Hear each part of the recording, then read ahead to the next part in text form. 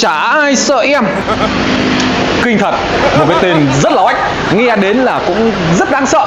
Đức ơi, bên em nhiều dàn đẹp quá, nó có xứng đáng để anh sở hữu một bộ dàn âm thanh như thế này? Chào mừng mọi người đã đến với chương trình trò chuyện, giải đáp và tìm hiểu về các mẫu dàn âm thanh gia đình phần 3. Ngày hôm nay, em Đức sẽ giải đáp mọi thắc mắc của tất cả mọi người mà mọi người đã để lại bình luận ở phía dưới mỗi video. Và đừng bỏ lỡ video, sẽ có rất nhiều điều thú vị, những câu chuyện hay và những kiến thức về âm thanh mọi người nhé.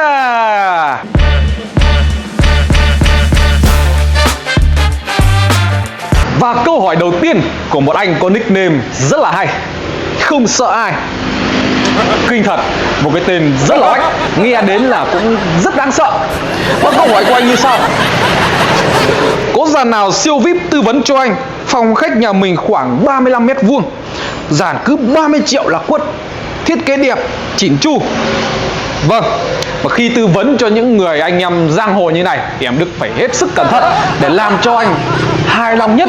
Và câu trả lời của em Đức chính là đã có rất nhiều anh em nhắn tin hay là gọi điện cho em Đức và hỏi rằng liệu số tiền anh bỏ ra nó có xứng đáng để anh sở hữu một bộ dàn âm thanh như thế này hay là như thế này hay không. Và câu trả lời của em Đức chính là dàn âm thanh gia đình 5. Dàn âm thanh gia đình 5 có thể nói là một kiệt tác âm thanh. Sẽ có sự xuất hiện của các nhân vật. Đầu tiên đó chính là một đôi loa full bass 30 ES12 của nhà PS Audio. Thiết kế rất đơn giản, chỉn chu, tỉ mỉ nhưng chất âm cho ra rất là hay. Bên dưới sẽ là một con súp điện bass 40 SVK15. Con này thì em đã giới thiệu rất nhiều ở trong các video trước. Ngày hôm nay với anh không sợ ai thì em lại giới thiệu lại một lần nữa. Con này có một âm bass sâu lắng, thiết kế đẹp, vỏ thùng gỗ được thiết kế một cách rất là tỉ mỉ. Tủ máy em sẽ giới thiệu cho anh một con cục đẩy LA 8002, thiết kế rất là đơn giản nhưng công suất của nó rất là khủng, 1600W, rất là mạnh mẽ. Và em sẽ giới thiệu cho anh một bộ xử lý âm thanh mang tên KX9 Plus, thiết kế vát cạnh, cắt CNC rất là tỉ mỉ. Anh có thể dễ dàng tinh chỉnh ở trên mặt từng dải tần này anh nhá. Và ngoài ra tôi còn có cả màn hình hiển thị các thông số mà khi anh tinh chỉnh trên con vàng cờ này.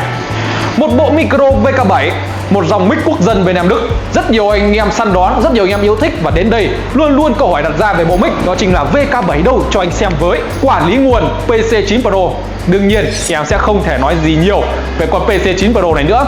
Nó rất đơn giản, mạnh mẽ, tầm ảnh hưởng rất lớn trong các bộ dàn âm thanh.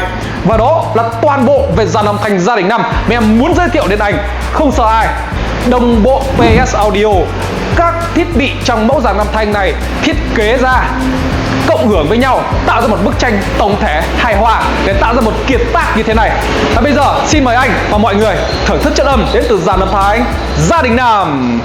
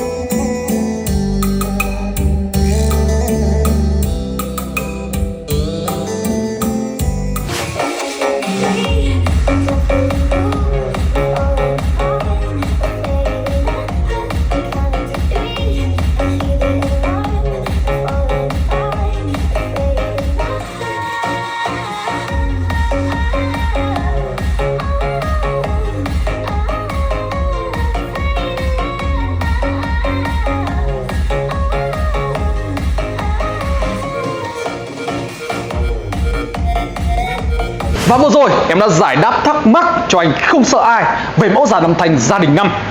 Và mong rằng anh hài lòng với câu trả lời của em. Và câu hỏi tiếp theo sẽ là của một bạn có nickname là chả ai sợ em. Một cái tên có lẽ là có họ hàng với anh không sợ ai. Người nhà thì có người này người kia, người bướng, người hiền lành một chút. Và bây giờ sẽ là câu hỏi của anh chả ai sợ em. Câu hỏi của bạn như sau: chào anh ạ, em đang tìm kiếm một bộ dàn về quê. Em làm ở Hà Nội nên có thu nhập cũng khá là ổn định. Dàn em mong muốn ở khoảng trên dưới 30 triệu. Quan trọng là chất lượng bền nữa anh ạ. Em cảm ơn anh. Ok, em Đức cảm ơn anh đã đặt cho chương trình một câu hỏi rất là hay. Một người con hiếu thảo, xa quê hương nhưng vẫn luôn luôn hướng về gia đình. Và câu trả lời của em Đức sẽ là, và đây là một mẫu dàn âm thanh mà em muốn giới thiệu đến anh, chả ai sợ em và tất cả mọi người đang xem video. Dàn âm thanh mang tên dàn âm thanh gia đình 6. Dàn âm thanh gia đình 6 sẽ có sự xuất hiện của một đôi loa full bass 30, thiết kế chắc chắn, đẹp, đơn giản, chất âm hay và công suất của nó là trung bình là 600W và đạt cực đại ở 1600W.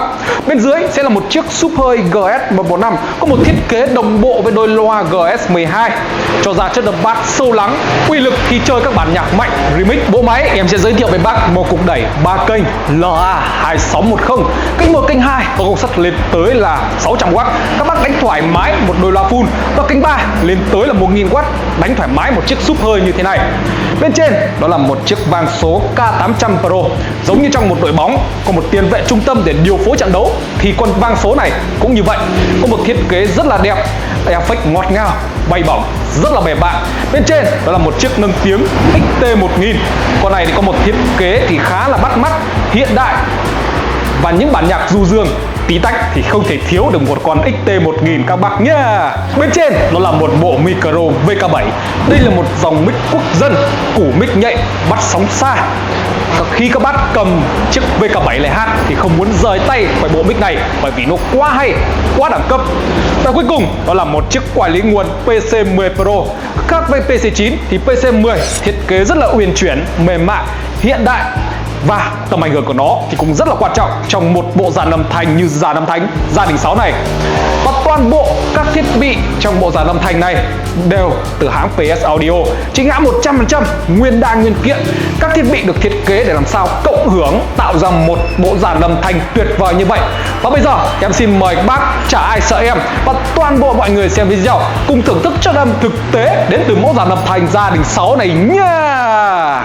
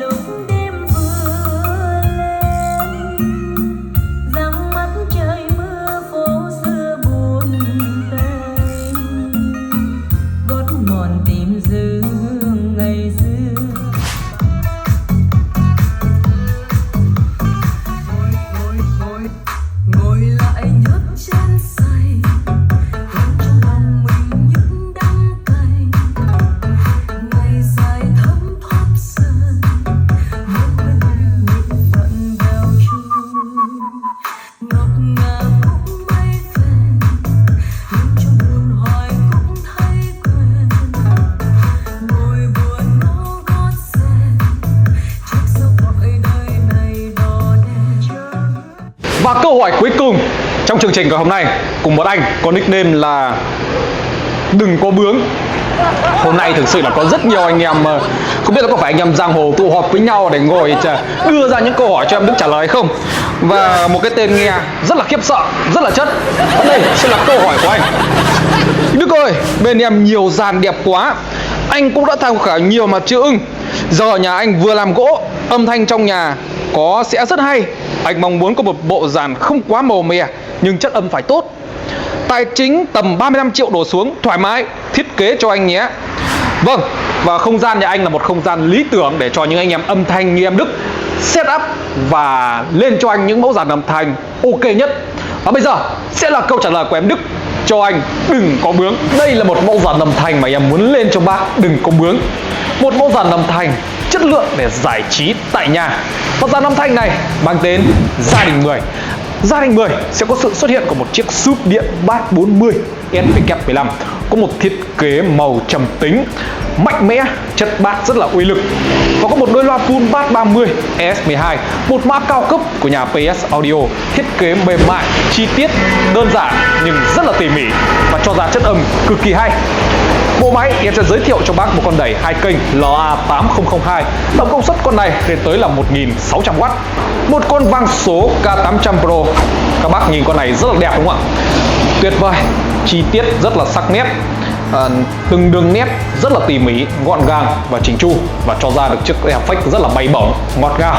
Bên trên đó là một bộ micro không dây G500 Plus. G500 Plus thì có một điểm nhấn rất là nổi bật, đó là hai tay cầm mic thiết kế màu trắng sữa, nhìn rất nổi bật, thiết kế rất hiện đại, rất là đẹp, củ mic nhạy, bắt sóng rất là xa.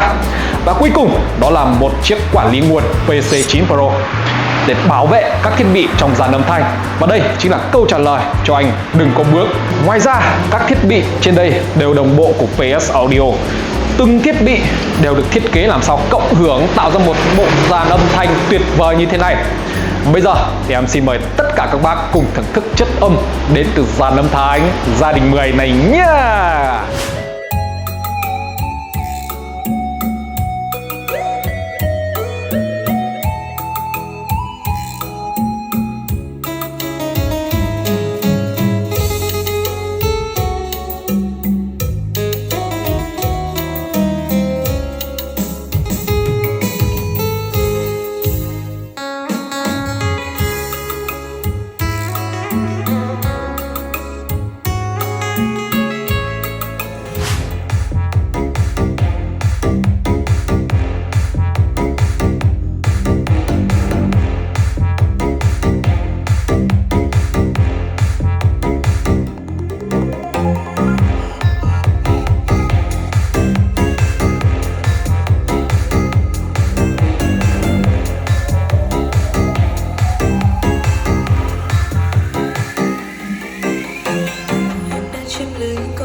Và vừa rồi thì em Đức đã giải đáp 3 câu hỏi trong chương trình ngày hôm nay của anh Không Sợ Ai, Đừng Có Bướng và Chả Ai Sợ Em.